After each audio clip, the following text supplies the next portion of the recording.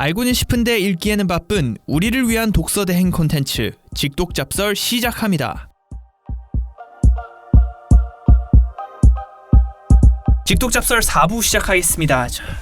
백현 기자랑 남궁민 기자와 중국의 조용한 침략이라는 책을 지금 읽어보고 있는데 뭐 중국의 무서운 얼굴이 어쨌든 좀 드러나는 것 같긴 해요. 그래서 4부에서는 어떤 이야기를 해주실 건지 소개 좀 해주세요. 네, 일단 지난 3부에서는 저희가 해외에 있는 중국 인재들의 애국심 유지를 통해서 해외에서의 이제 민간 세력을 공고히 하고 있는 중국의 전략에 대해서 제가 이야기를 드렸는데요. 저 사실 경제적 보복이나 무역 보복 얘기도 책에 많이 나오는데 이런 얘기는 저희가 너무 잘 알고 있어요. 그 요소수 얘기도 이미 했고. 그렇죠. 조용하지 않은 침략이죠. 네, 이거는 사실 너무 시끄럽게 침략하고 있는 거여서 실제로 한국이 겪고 있는 부분이라고 생각을 해서 이런 부분보다는 일단 이런 민간 세력을 통해서 어떻게 조용하게 그 사회에 스르륵 진입하고 있나 중국이 이런 설명을 많이 드리고 있는데요. 4부에서는 이제 조금 더 나아가서 호주하고 중국의 그런 정계, 뭐 이런 학계 이런 쪽에 어떻게 중국이 영향력을 미치고 있는지를 좀 들여다보고 이거를 통해서 이제 한국에도 이런 게 있나? 이런 거를 좀 찾아보려고 합니다. 지금까지는 좀 강도가 약했어요. 맞아요. 지금까지는 너무 민간 얘기였으니까. 근데 이제 전 이 부분이 조금 재밌었는데 중국이 호주하고 뉴질랜드를 서방의 헐거운 연결고리로 보고 이들 공략에 나섰대요. 헐거운 연결고리. 그러니까 왜 이 두 국가가 헐거운지 모르겠는데 해밀턴 교수는 근데 뉴질랜드가 호주보다 훨씬 더 빨리 이미 공략이 됐다라고 얘기를 하더라고요. 알아서 중국 비위를 되게 맞추고 있대요. 뉴질랜드가. 이 사람은 이제 호주인으로서 주장을 하는 거죠. 그런 거죠. 뭐 어떻게 비율을 맞추는 거예요? 뭐 두 부류의 사람들이 있는데요. 여기서 얘기하는 거는 일단 하나는 중국이 현대판 엘도라도 그러니까 금광이다라고 생각하는 옹호론자들이 있다는 거예요. 그러니까 뭐냐면 중국 편을 들어야 중국이 경제적으로 이득을 가져다 준다라고 믿는 사람들이 있고 또 하나는 저 같은 말씀드렸던 판다 허거들. 구 판다 허거 아니에요 이제? 네, 그렇죠. 이제 구 허거인데 판다 허거에 거듭난 이런 판다 허거들이 어떻게 등장을 하냐? 그러면 중국에서 학계나 정계에 있는 중요한 인물들을 굉장히 잘 포섭을 한다는 거예요. 되게 상냥하게. 그러니까 한 명씩 중요 인물들을 포섭을 한다는 거죠. 그런 거죠. 근데 이게 뉴질랜드가 요즘 이 뉴질랜드 얘기 나왔잖아요. 요즘에 그 외신 같은 걸 읽어보면 외신 엄청 요즘 급하게 돌아가잖아요. 중국을 상대로 맞아요. 돌아가는데 약간 뉴질랜드에 대한 불편한 감정을 제가 그 행간에서 읽고 있는 게 왜냐면은 그 오커스를 했잖아요. 근데 오커스에 지금 이제 영국, 미국, 호주가 만든 건데 거기가 이제 한마디로 핵잠수함 동맹 보통 좀 더 군사 동맹에 가까운 딱 그 파워 동맹인데 지금 캐나다도 들어갈까 말까 고민을 하고 있대요. 약간 그리고 추진을 좀 타진하고 있는 것 같기도 하더라고요. 근데 왜냐면은 호주는 캐나다가 굉장히 많은 우라늄이 나기 때문에 그런 전력 동맹 이런 거에 좀 들어갈 필요가 있다는 거예요. 근데 이 네 가지가 파이브 아이스 중에 5나라잖아요. 그렇죠. 근데 그 빠진 나라는 뉴질랜드잖아요. 근데 뉴질랜드는 지금 거기에 들어갈 생각이 없다는 거예요. 근데 왜냐면 뉴질랜드는 대외적으로는 자기들은 비핵 국가를 선언을 했거든요. 핵물질 반입도 안 하고 핵발전도 안 하고 핵무기도 안 만들 거다. 그러니까 핵잠수함도 안 하겠죠. 근데 그것부터가 뭔가 약간 좀 어깃장을 놓는 거다라는 거예요. 파이브 아이즈 맞아? 하는 느낌이 든다는 거죠. 그래서 조금 그 파이브 아이즈면 거의 한 나라급인 건데 그죠? 조금 회의적으로 보는 사람들이 는다. 과연 우리가 뉴질랜드를 100% 믿을 수 있을 것인가? 라고 미국에서 약간 눈치를 준다는 거예요. 그렇죠. 니 진짜 우리 편 맞아? 이러면서 우리 뭐 친지인 줄 알았는데 남 아니야? 라고 눈치를 준다고 하더라고요. 근데 그게 뉴질랜드 내부적으로도 되게 논란이 있을 것 같은 느낌이긴 해요. 그쵸. 근데 뉴질랜드가 엄청 작은 나라잖아요. 그렇죠. 경제 규모 잘 살긴 해도 경제 규모가 작고 관광 그리고 원자재 이런 거를 많이 파는 나라인데 그러면 중국 영향을 주기가 엄청 좋겠죠? 그렇죠. 왜 아무래도 원자재는 그러니까 뭐 특히나 제조업 국가고 중국은 그러니까요. 원자재를 많이 수입하고 돈을 많이 갖다 줄 수 있는 그쵸. 구조니까. 그러니까 그래서 조금 그런 뉴질랜드에 대한 회의적인 얘기도 나오는 것 같습니다. 맞아요. 그래서 뉴질랜드는 이미 넘어갔다. 이 사람은 호주보단 넘어갔다라고 판단을 하고 있는 거고. 2018년이었는데 이미. 그렇죠. 근데 저는 솔직히 2018년도에 비해서 지금은 조금 뭐 그때랑 좀 달라졌을 수도 있겠다 뭐 이런 생각을 했는데요. 왜냐면 그때는 아직 뉴질랜드나 호주가 이 스며든 중국 그 전략을 좀 모르고 있었을 때고요. 이 책을 쓴 이후로 되게 많이 바뀌었다고 했잖아요. 그래서 제가 봤을 때는 이 이후로 진짜 좀 변했을 수도 있겠다는 생각을 저는 해요. 근데 뭐 아무튼 이제 해밀턴 교수가 얘기하는 거는 이제 여기서부터 조금 더 강도가 이제 세지죠. 뭐냐면은 차이나 머니, 그러니까 중국 돈이 어떻게 파고들었는지를 추적을 했어요. 예를 들면은 중국의 자오상지 그룹이라는 데가 있는데 얘네는 군사기지가 인접한 호주의 석탄 수출항인 뉴캐슬의 항만공사를 인수를 하거든요. 이게 2014년도예요.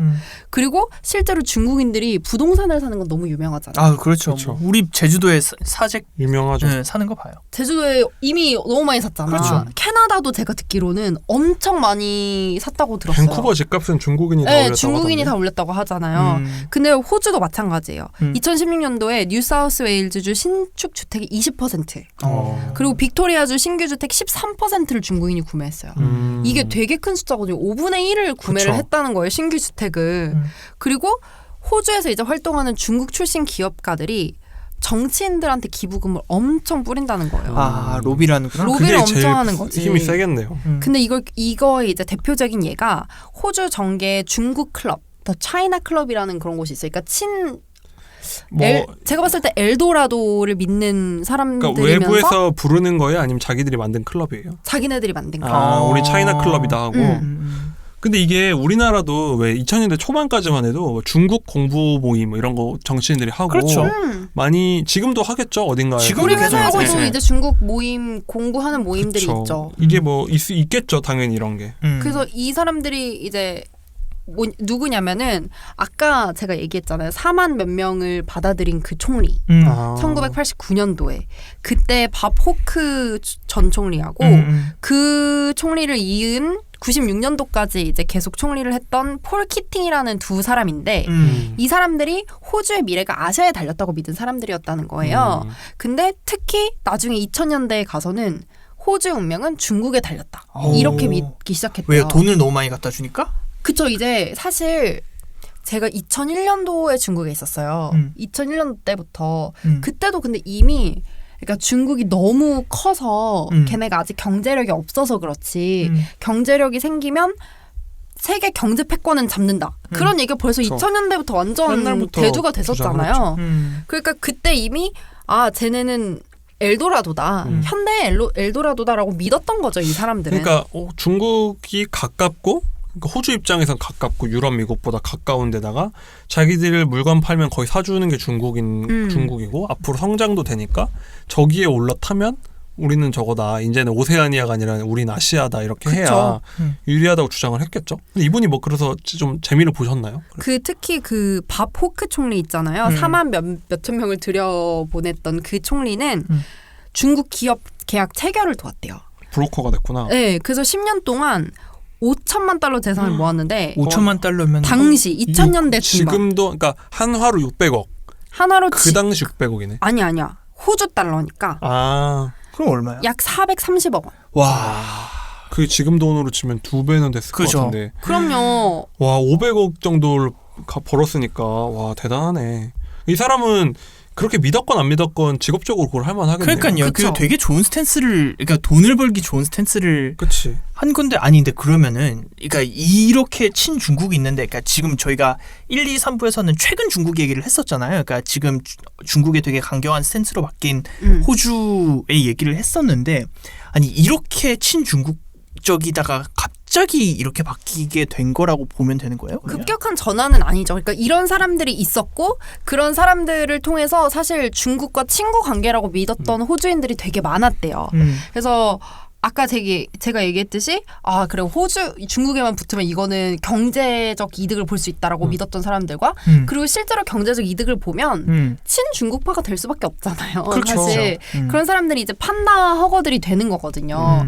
너네는 중국 오해하는 거야. 걔네 되게 친근한 애들이야. 그런 거 없어. 근데 여기 붙어라 했을 때 붙으면 이득은 있어. 뭐 약간 이런 정도의 스탠스를 그렇죠. 지닌 사람들이 많았겠죠. 그러니까 이게 중국이 그러니까 경제적인 기회가 많은 것도 사실이고 호주보다 한국이 더하면 더했지 맞아요. 경제적 의존도가 낮지 않거든요. 왜냐면은 사실 우리가 IMF 위기 97년에 맞고 김대중 대통령 집권하고 금방 회복을 했지만 그래도 그 사이에 우리가 3만 불까지 올라오게 된 건 2000년대 초에 중국의 비상 덕분이라고 하는 사람들이 엄청 많고 그게 뭐 거의 사실이고 또 요즘에는 한국 원화랑 위안화가 같이 움직일 정도로 사실 중국 경제랑 한국 경제가 그러니까 연동이 돼 있거든요. 미국이랑 연동되지 않고 이제 중국이랑 따라간다는 그러니까요. 게 요즘 뉴스잖아요. 요즘 그런 화폐 금융 이런 데서 보면은 오히려 한국을 그 위안화권에 묶는 경우도 있거든요. 그러니까 경제적 이득, 그러니까 연결이 돼 있는 것도 맞는데 중국이 성장을 잘할 것도 맞으니까 그러니까 이분들이 꼭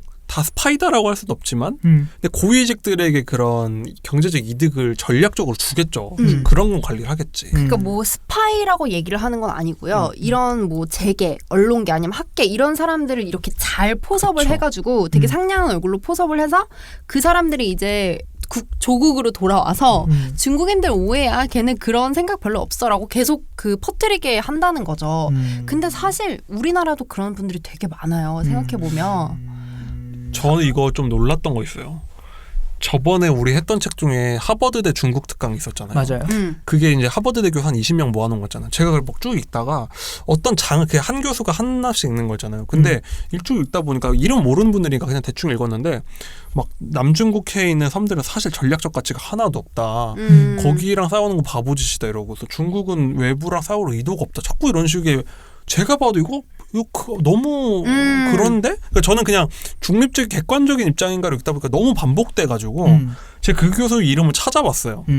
그랬더니 중국의 그 기관지에다가 글도 엄청 많이 쓰고 중국 관련된 연구 맞아요. 작업 이런 걸 엄청 많이 받는 분인 거예요. 그러니까 그분이 진짜 중국이 그러니까 스파이라는 게 사실 뭡니까? 무슨 계약서 쓰고 하는 건 아니잖아요. 그죠. 그러니까 알게 모르게 포섭이 된 걸 수도 있고 아니면은 그 스스로가 거기 이해관계가 있다고 편향이 된 걸 수도 있는데 제가 봤을 때는 확실히 객관성을 벗어난 편향이었거든요. 그러니까 그 장에서 뭐 이런 장이 있지 싶을 정도의 편향성이었어요. 그러니까 그게 학계에도 엄청 영향이 있고 저 같은 사람도 그거 만약에 제가 좀 예민하게 안 봤으면 하버드대 교수도 이렇게 생각하네? 미국이 좀 오버하는 건가?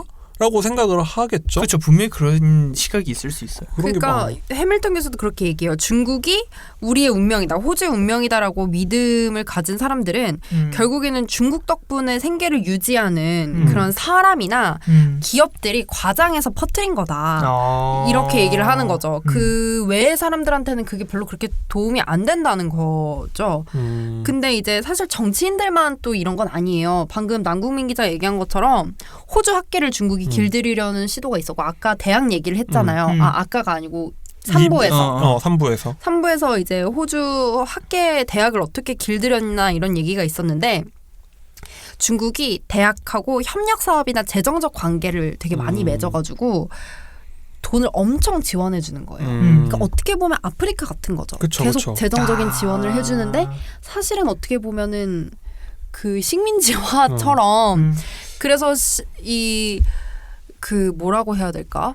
그 중국에 조금 이렇게 비우호적인 그런 뭐 논문이나 이런 걸 내면은 그게 대학에 어떤 압력이 가해지고 그럼 결국 그게 퍼블리시가 안 되는 그런 일까지 생기는 건데. 근데 이게 진짜 어려운 일이 아닌 게 제가 대학 담당을 하는 교육팀이니까 요즘에 대학 조직도 넣고 보면 모르는 사람 제가 처음 대학팀 갔을 때 어떤 대학 교직원님이 알려준 거거든요.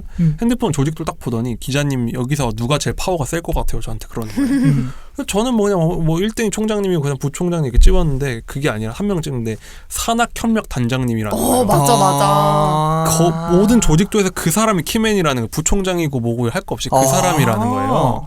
그 사람은 무엇이냐. 원천 기술도 있고 사업으로 돈 따오는 재주 있는 사람은 그 사람이 거의 예산을 거의 주역펴락한다는 거예요. 야, 그렇구나. 그분이 키맨이라는. 근데 사실 호주 대학도 그런 사람이 있을 거고. 당연히 그렇죠. 있죠. 그럼 중국의 사업을 따오려면 저 사람 중국 통일하는 사람이 그 자리를 맡겠죠. 그죠. 그럼 당연히 그 사람이 대학 내에서 파워가 세겠죠. 그럼 총장도 시키려면 그 사람이 되려고 하겠죠. 이사들 입장에서는 그 사람 중국통 아니야 하면서 시키겠죠. 그러니까 이게 별로 어려운 일이 아니에요. 대학에 영향을 미친다는 거예요. 돈만 있으면 그렇게 어려운 일은 아닙니다. 더구나 학생들도 보내주고. 맞아요. 예를 들면 중국에서 그 대학 안 돼. 우리 학생들 거기 가지 마. 하고 비자 하나도 안 주면 거기는 유학생 장사 끝나는 거잖아요. 그렇죠. 이건 맞아, 어른이 중국 아니야. 유학생들이 되게 많으니까. 그러니까. 그래서 이제 그렇게 하던지 아니면은 비우호적인 학자들을 블랙리스트에 올려가지고 방문을 못하게 하는 거예요. 뭐 그런 경우도 있고. 근데 또 당근도 있어요. 제가 아는 어떤 교수님은 이거는 한국의 교수님 얘기인데 그분이 중국 관련 분이 아니라 미국 관련한 분이에요. 그러니까 외교부에서 이제 미국 관련해가지고 되게 많은 일을 하셨고 실제로 지금도 뭐 대미 관계나 미국 통이시네요. 네, 미국 통이세요. 완전. 근데 되게 중국하고는 관련이 없는데 어느 날인가 중국에서 갑자기 어떤 대학인가 어떤 정부 사천인가 청도에서 연락이 왔대요. 그냥 와서 자기네가 모셔보고 싶다고. 컨퍼런스 같은 거 하고 싶다. 컨퍼런스가 아니라 그냥 와서 초청 학자 뭐 그런 거예요? 네, 초청 학자인데 그냥 여행을 시켜드리겠다. 이렇게 해가지고 갑자기 아내까지 데리고 오라 그래서 일주일 동안 아내를 데리고 가게 된 거예요. 근데 거기서 자기는 진짜 세상에도 없는 극진한 대접을 받으셨다는 거예요. 그냥 한국에 있는 미국통 학자인데? 그냥 미국통 학자인데 근데 사실 언론에서 엄청 인용이 되는 학자분이시기도 했거든요. 예. 그러니까 중국 대사관에서 요주의 인물이겠죠. 우리도 멘트를 딴다고 하잖아요. 그러니까 전문가 풀이 있잖아요. 어느 정도 언론과 접촉이 되는 전문가 풀이 있는데 그럼 기사만 쭉 보면 그거는 스크리닝이 될 거고 그쵸. 그분들이 만약에 좀 더 중국에 좀 친화적인 시각을 가지고 계시면 기사도 좀 중국에 친화적으로 나올 수 있고. 제가 봤을 땐 중국 대사, 한국에 있는 중국 대사관 같은 데서 리스트가 있을 거예요. 있겠죠. 그런 거 하라고 내가 네, 있는 기자들이 자주 연락하는 그런 외교부 쪽 풀 리스트 교수님들 그러면 그분들을 하나하나 포섭해가지고 데려가가지고 중국의 막 역사 같은 거 막 설명해주고 다 관광시켜주고 막 맛있는 거 엄청 대접해주고 그렇게 하고 나서 이분이 자기는 그렇게 극진한 대접을 처음 받았다면서 이게 대국의 기상인가. 약간 그런 느낌인 거죠. 근데 물론 그분은 엄청 되게 뭐라고 해야 돼? 똑똑하시고 그러신 분이니까 뭐 그걸로 한 번으로 인해 가지고 친중국 이건 당연히 아니시겠지만 새로운 면을 봤다고 하시더라고요. 그런 거죠. 그러니까 그분이 예를 들면은 이거는 중국의 횡포라고 볼 수 있다라고 할 거를 중국도 내부적인 사정이 있을 수 있다. 이렇게라도 조금씩 바꾸려고 하는 거겠죠. 그렇죠. 톤이 바뀌는 거죠. 어떻게 보면은. 그리고 그런 것도 있는 거예요. 중국이 되게 후진국이라고 조금 무시를 했다가 그렇게 막 융숭한 대접을 받고 나니까 와 이렇게 좋은 호텔이 있었어? 와 이렇게 맛있는 게 있었어? 이러면서 놀라시게 됐다는 거예요. 그거 저거잖아요. 구한말 학자들이 약간 그런 거지. 조선 그 청나라 가가지고 눈 휘둥그레져서 네, 돌아오는 맞아요. 사람들처럼. 그러니까 그런 식으로 한국에도 중국이 작업을 하는 거네요. 그러니까 뭐 정치도 그렇고 학계도 그렇고. 완전 하는 거죠. 아니 근데 생각해봐요. 저 바다 건너에 호주한테도 하는데 그리고 왜냐면 한국은 기본적으로 좀 서양보다는 중국에 친화적인 나라이기 때문에 훨씬. 왜냐면 우리 다 삼국지 보고 왜냐면 데려가서 교수님 삼국지 좀 읽어보셨습니까? 하면서 거기 중국인들이랑 막 그 얘기하고 중국이 맞아. 높은 사람 나오고 그래서 우리 이제 삼국지기도 금지해야 된다고 봐. 너무 극단적이야 또. 삼국지 얘기를 어떻게 금지를 합니까? 지금 우리 2천만 삼국지 애호인들한테 남궁민 기자 삼국지 얘기 너무 많이 하니까 난 금지해야 된다고 봐요. 남궁민 기자의 삼국지 얘기는 금지할 필요가 있는 것 같아요. 재밌잖아 삼국지 얘기. 정말. 우리 직독잡설 삼국지 버전을 내고 싶다니까. 그래, 뭐 그렇게 돼도 되는 건데. 근데 어쨌든 저기 그 해밀턴 교수도 뭐 그런 식으로 얘기를 했다는 얘기인 거잖아요. 해밀턴 교수님은 잘렸나 보네요. 그 풀에서. 당연히 잘렸겠죠. 그러니까. 이렇게까지 됐는데 당연히 근데 이제 문제는 얘네가 모두 중국 정부가 뭐까지 이제 획득을 하려고 하냐면 미디어를 건드려요. 그래서 호주의 그런 방송국들 중에서 약간 뭐 외국인 방송이나 외국 방송 같은 걸 하나둘 사모으고 있고 사실 제가 봤을 때 우리나라도 중국 자본이 들어와 있을 수도 있어요. 모르지만. 아니 들어와 있잖아요. 우리 조선구마사 사태 때도 조선구마사 사태가 이제 역사 왜곡이라고 난리가 났지만 드라마요. 그러니까 이게 정말 맞아. 그거를 그렇게 볼 수 있느냐 모르겠는데 막 건너서 하다 보면 집에 그 제작사에 뭐 어떻게 지분을 따지고 보면 중국 자본이 있다더라. 왜냐면 중국이 해외 투자를 정말 많이 하니까. 맞아요. 돈이 많으니까. 그런 의심도 있죠. 정말 그런 의심도 있기는 하죠. 그래서 놀라운 거는 이 교수님이 이 책을 쓸 때도 출판사에서 이걸 내주겠다는 출판사가 없다는 거예요. 맞아요. 그래서 이 책을 출판하려고 출판사를 되게 많이 찾아다녔다는 기사를 본 적이 있는 것 같아요. 네, 맞아요. 되게 많이 찾아다니고 있다가 뭐 한 군데하고 계약을 했는데 취소가 됐었나? 뭐 그래가지고 다시 그래서 되게 작은 출판사에서 이 책을 냈다고 하거든요. 그러니까 이분이 하는 말은 미국하고 다르다 그게. 만약에 내가 미국의 조용한 침공에 대해서 책을 썼다면 내가 이 책을 못 낼 리가 있겠냐. 근데 중국은 다르다는 거죠. 그래서 이분은 그런 주장을 하고 있고요. 근데 이게 그 대학도 그렇고 미디어라는 곳이 엄청 화려하고 주목은 받아도 돈이 많은, 그러니까 다른 산업에 비하면 돈이 많은 없지. 업계는 아니거든요. 없죠. 뭐 대학도 사실 교수님들 뭐 연구비 이런 것 몇 억짜리만 따도 난리 나는 정도니까 늘 돈이 쪼들리는 그러니까 곳이잖아요. 원래 돈이 없는 동네잖아요. 맞아요. 그러니까 사실 돈을 전략적으로 풀려고 하면 영향력을 줄 수가 있긴 하죠. 대학이나 뭐 그런 곳에는. 이게 확실히 좀 경계할 부분이긴 한데 한국도 안 그러겠어요? 그러니까 한국도. 그러니까 해밀턴 교수는 한국에 대해서도 엄청 신랄하게 말해요. 그래요? 뭐라고 얘기하냐면 이 서문에서 한국 얘기를 되게 많이 하시거든요. 근데 아무래도 박사 학위를 한국으로 받았으니까. 그쵸. 한국의 그 정계나 이런데 이미 너무 많이 베이징 옹호론자나 유화론자들의 확보를 이미 했다. 특히 재계 쪽에는 베이징을 만족시키는 걸 유일한 목표로 삼고 활동하는 한국인들이 되게 많다고. 근데 뭘 근거로 그러니까 이렇게 물론 얘기하는 이거는 거지? 진짜 이분의 추측이죠. 그러니까. 추측이지. 아니 우리도 잘 모르는 그 옹호론자들의 리스트가 있으신가?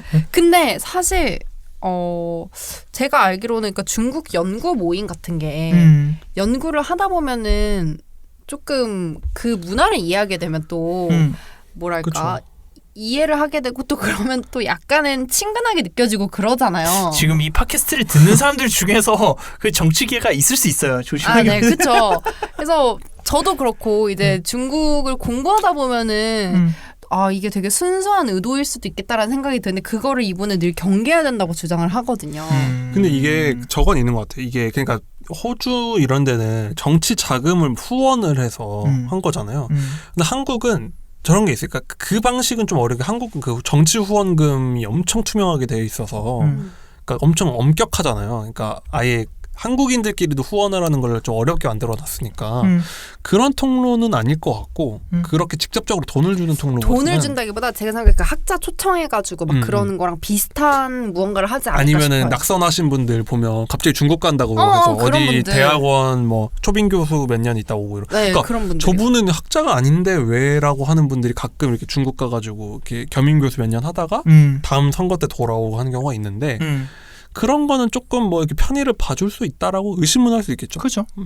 확실히 이 부분은 아직은 좀 한국에서는 많이 탐구가 안 돼 있는데 좀 볼 부분인 것 같긴 해요. 한번 탐구는 진짜 해볼 필요는 있는 거긴 하죠. 어쨌든 그러니까 외부의 영향력이긴 사실 하니까. 근데 제가 생각하기에 우리나라에서 차이나 머니를 추적하는 게 호주에서 추적하는 것보다 훨씬 어려운 일일 거예요. 왜냐하면 우리나라는 더 티가 안 나거든. 아니 그리고 한국에서 차이나머니를 구분할 수가 없어요. 그러니까 내 말이 그 맞아요. 말이에요. 뭐 중국에 수출하는 돈이 얼마야? 그러니까 도대체 어디까지를 차이나머니로 볼 것이며 맞아요. 왜냐면 우리 부동산만 해도 지난번에 뭐 어디였지? 트리머즈를 뭐 현금으로 산 무슨 그 여자가 중국인이었다 막 이런 보도도 나오고 그랬잖아요. 그러니까 사실 이미 너무 섞여 살아가고 있기 때문에 그래서 이제 중국 동포 얘기를 안 할 수가 없는데 네, 제가 이제 이걸 읽으면서 중국 동포들에 대한 기사를 제가 또 썼었잖아요. 중국 동포들이 차별을 많이 받고 있다 이런 네, 게 차별을 혐오에 약간 대상이 되고 있다라고 썼었는데 근데 확실히 해야 될 거는 그 호주에서도 중국계 호주인 아까 얘기한 것처럼 중국에서 태어났지만 자기를 호주인으로서 정체성을 가지고 있는 사람들이 분명히 있고 그런 사람들은 조금 그러니까 우리나라 사람으로 봐줘야 된다 이런 생각을 했거든요. 근데 이게 진짜 중국이 그걸 알고 그러는 거겠지만 이분이 얘기하는 말들 다 맞아도 사실 민주주의 국가의 원칙을 훼손하지 않고서는 대응하기는 쉽지 않은 것 같아요. 그러니까요. 그러니까 너무 이게 어려워요. 그러니까 이거예요. 중국을 경계함으로써 우리의 민주주의 원칙을 훼손할 거냐? 그럼 과연 그게 잃는 게 맞는 건지 얻는 게 많은 건지는 좀 고민을 해봐야 되지 않을까. 그러니까 대응이 너무 쉽지가 않으니까요. 그렇죠. 그리고 참 직접적으로 그러니까 이거는 그래서 오히려 정치적인 법적인 것보다도 당신이 그런 뭐 영향력을 로비를 받은 거 아니냐.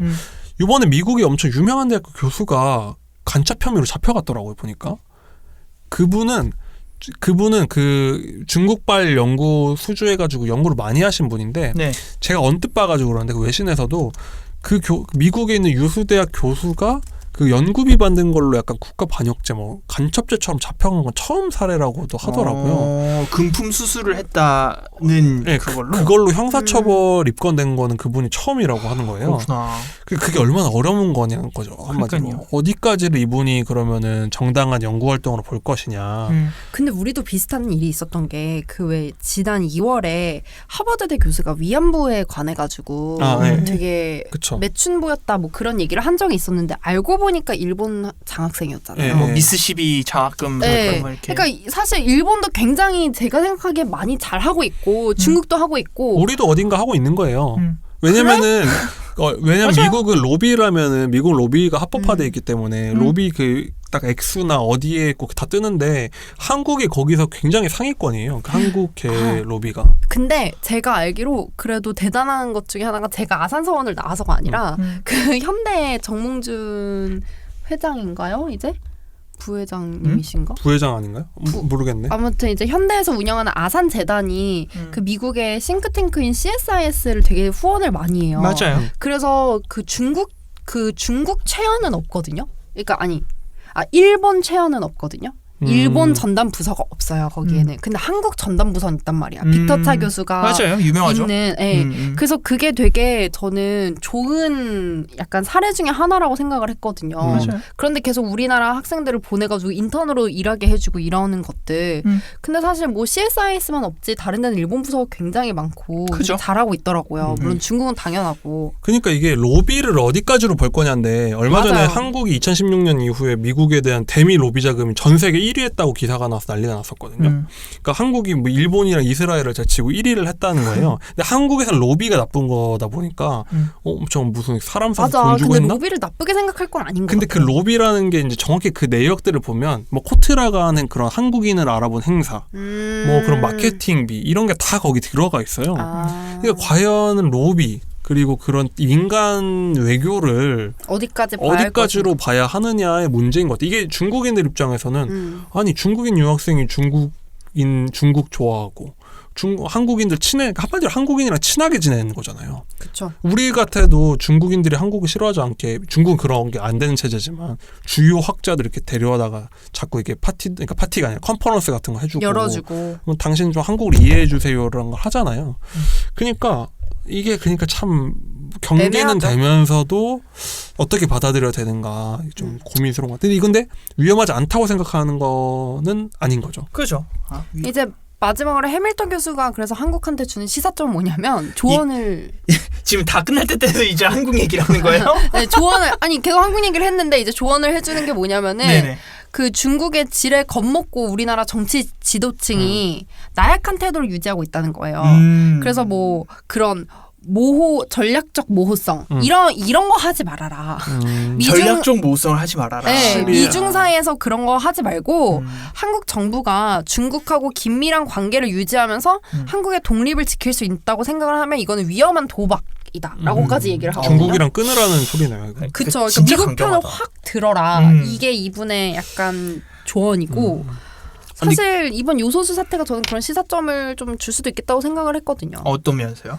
뭐 어쨌든 이런 경제적으로나 이렇게 압박을 계속하는 국가라면 이거를 계속 전략적인 모호성이라고 유지를 하면서 그러니까 표현을 그렇게 하면서 관계를 유지할 필요가 있나? 못 믿을 나라라고 그러니까 우리가 싸서 지금 요소수를 사다 쓰는 건데 중국이 못 믿을 나라라고 하게 되면 우리도 대책을 세워야겠죠. 그러니까 이게 한두 번 일어난 사태가 아니면 그러니까 우리가 일본에 사실 반도체 일본에서 똑같은 일이 일어났잖아요. 네. 그러니까 이걸 반도체를 우리가 일본 때문에 못 만들고 그 전략 물자 뭐 자원 그쵸. 소부장을 수입을 못 받으니까 반도체를 못 만들었던 것처럼 사실 방법은 있는데 그죠? 방법은 있다고는 생각하지만 그게 진짜 얼마나 고통스럽겠어요. 엄청나게 고통스러운 과정이니까. 요소수 하나 가지고도 이런데 뭐 저번에 말한 뭐 히토류만 끊어도 그렇죠. 난리가 날 거고. 그러니까 우리나라 입장에서는 정치권 입장에서는 사실 지금 그렇죠. 이런 거를 먼저 생각을 해야 되지 무슨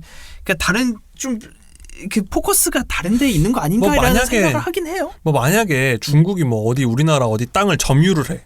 그러면은 정치인들 입장에서도 우리 민족의 그걸 독립을 지키기 위해서라도 좀 고생을 합시다 할 수 있는데 멀쩡히 지내고 있는데 갑자기 그런 게 설득하기가 쉽지 않죠. 정치인들 입장에서.